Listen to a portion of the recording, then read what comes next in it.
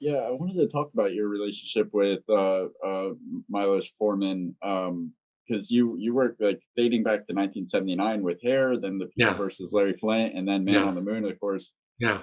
Was that is there a particular memory about working with him you'd like to share? Milos Forman. I mean, I think anybody who's ever worked with Milos Forman has many stories to tell about Milos Forman. And Larry Karaszewski and Scott Alexander and I, we get together and we tell stories. I mean, Milos was one of the most charismatic people you would ever encounter. I had met Milos years ago in the 60s because my father was working in Lincoln Center when they started the New York Film Festival, and I used to go to the screenings. And that was where Milos Forman's American career with the Fireman's Ball, and that was how he got out of Czechoslovakia. So I had actually met him, and then through various things, screen testing for Hair, and then getting the part, and then being on the set, I finally, after a while, I said, we have met before. And he said, have we met before? And I said, that was another thing is everybody who's worked with Milos Forman does an imitation of him because he's a very distinctive way of speaking. And I said, well, actually, I'm Skylar Chapin's son, and we met at the film festival. And he looked and he goes, I did not make this connection. Oh my goodness. Yes, yes, like this. So I think we kind of, we connected. And then when we were doing French postcards in Paris, he came to judge the French Film Festival and the Paris Film Festival, and we had dinner a couple of times. And that was, the first night that Deborah Winger was in New York, because always Milos loves women. I do too, but it's always easier when you're with Milos to have a lot of women around. So Deborah Winger had just shown in. I never met her, but I put a note under her door in the hotel saying, hi, listen, would you like to have dinner with some friends tonight? So she came out to dinner with Mikhail Baryshnikov, Milos Forman, and myself, Tanya and Marina Vladi, the Vladi sisters, who were these Czech actresses that were very Nouvelle Vague in the 60s. Just one of those magical things. I'm not working on the book, but I want to write a book, sort of memoirs based on great meals that I've had. Because, Nice.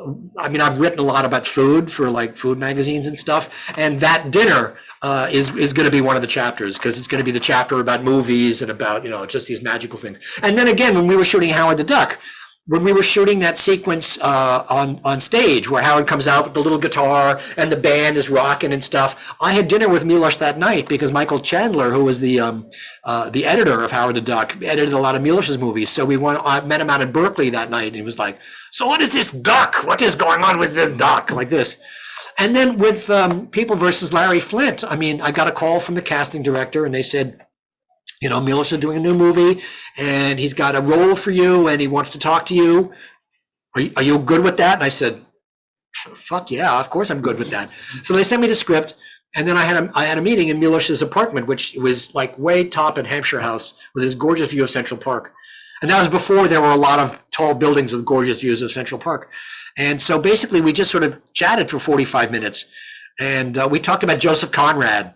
I don't know why, just, about writers. And then he goes, oh, did you read the script? And I said, yeah, of course I read the script. What'd you think? And I said, well, it's just an amazing story. I had no idea about Larry Flint. And he goes, yes, yes, yes, yes. That's why I want to make this movie. So are you in? You want to be in it? And I said, of course I want to be in it. What do you want me to play? He goes, I don't know. We'll figure that out later. And that's why I think I'm credited. My character's name is Milo or Miles or something. Yeah, it's just Yeah, Miles. yeah, because it's like I'm that guy. But it was funny because Milos would say, because he's very improvisatory, and I learned that the first day I was actually in front of a camera with him, because a slight, hope this isn't too boring actor story. He shoots with multiple cameras, right? So it was a scene where in Hair where these hippies invade this party and we're all these socialites. So one of these guys says to me, see that gentleman over there? Go and ask him what he's doing here. So it's HUD. It's this Dorsey Wright, this big, huge, very intimidating and very black gentleman, right? And I go out and I'm like, hi, how you doing? Are you guys supposed to be here? And Milos was shooting like this with two cameras. So we did a take, and Milos goes, cut, cut, cut, cut, cut.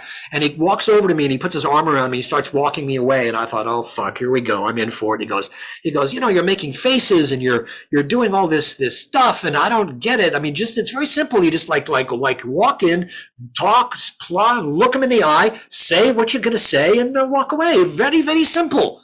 Don't act, please. Just be. like this, Yeah. no acting. And then I was just like, oh, this is the capper, because I was like so depressed. And he takes like 3 or 4 steps away and he stops and he turns around and he looks me in the eye and he goes, he's good, but it's too much, like this. I mean, come on, for an actor, it's basically like, let me come up to you, let me hit you in the jaw, and then you're on the floor. But let me pick you up, dust you off, and say, and you're the only person who can be in this race. Go. Yeah. And from then on, it's like a magic carpet ride with Milos Forman. So, like, I did that one shot in Man on the Moon, and it's me and Lorne Michaels. I'm playing a network executive, and we're standing by watching, and it's all improvised. I mean, this is dead air. I mean, that's an improvised, Nice. and a lot of my stuff in hair is an improvisation too. And I say, Milos, I